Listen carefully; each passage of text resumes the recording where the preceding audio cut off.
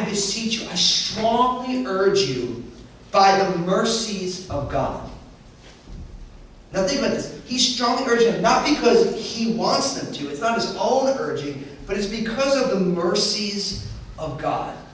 Now, the mercy of God is simply, the idea of mercy is a display of concern over somebody's misfortune. So when you are moved with mercy for somebody, it means that you are displaying concern over their misfortune. And it's unfortunate that we live in a day and age where mercy is kind of in short supply, right? I mean, we're so used to seeing people in pain. We're so inundated with all these different medias. You hear about wars and they go, oh, another war. We don't really think so much about the ramifications of the misfortune that people are dealing with. We hear about huge unemployment numbers and we just think to ourselves, oh yeah, well, people are unemployed. Rather than thinking about the dynamics of what it would mean for someone to be without work, someone to lose their home, not be able to provide for their family, in the way that they're used to. Mercy is in short supply today. But for us as people who believe in Jesus, when we think of mercy, see, God's heart is mercy. Really, that's why Jesus came, isn't it? Jesus walked on the earth because God saw the misfortune of humanity that he created and said, I need to help them. And so he chose to become a man and walk on the earth, to die in our place and to rise again. So mercy is at the heart of God. And because it's at the heart of God, it's a great leverage point for Paul. He's saying, look, I strongly urge you because God is so radically merciful. So Paul's not saying, listen, this is what I want you to do. I need to give you a new set of rules. He's saying, listen, because God is so merciful, because God has such concern for humanity, because God sees the misfortune of people and he's moved with compassion and pity, he wants to take care of it. Because of that, I strongly urge you to do what?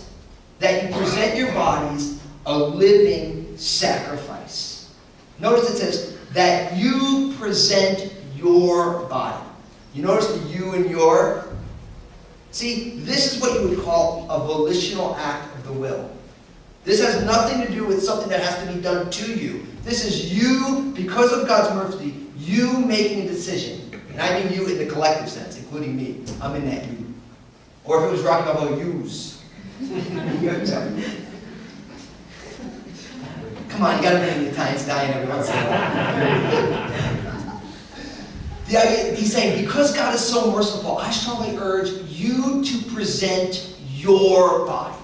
See, this is something that's so fascinating to us because as Christians, we realize that God values what we do. God values our bodies. We're not some sort of Platonic dualist where we think that there's the spiritual world and then there's the physical world and never the two shall meet. None of that stuff. We don't believe that all, like the Gnostics, that all things spiritual are good and all things in the body, they're bad and, and they don't mess around. No, see, God values our life. He values how we spend our energy, how we spend our time. And because of that, he takes us to account on the way we use our bodies.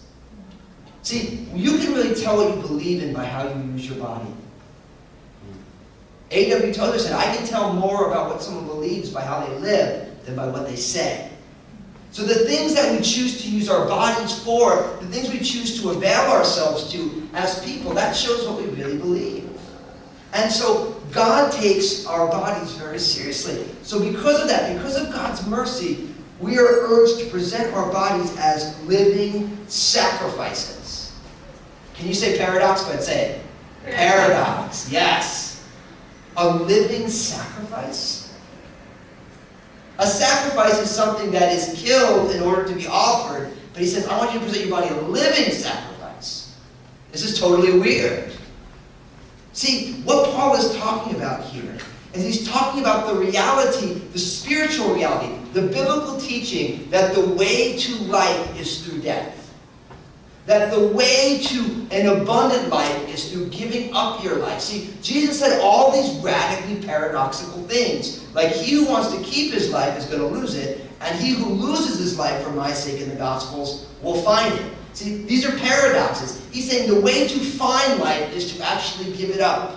The way to find happiness is to give up your search for happiness. See, what Paul is talking about here, what Jesus is talking about, is the reality that if we try and live a life that makes sense to us, we're going to miss real life.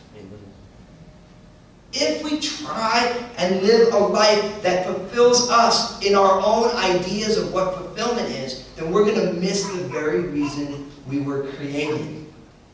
So what we're being encouraged to is we're encouraged to present ourselves to God alive, but as if dead.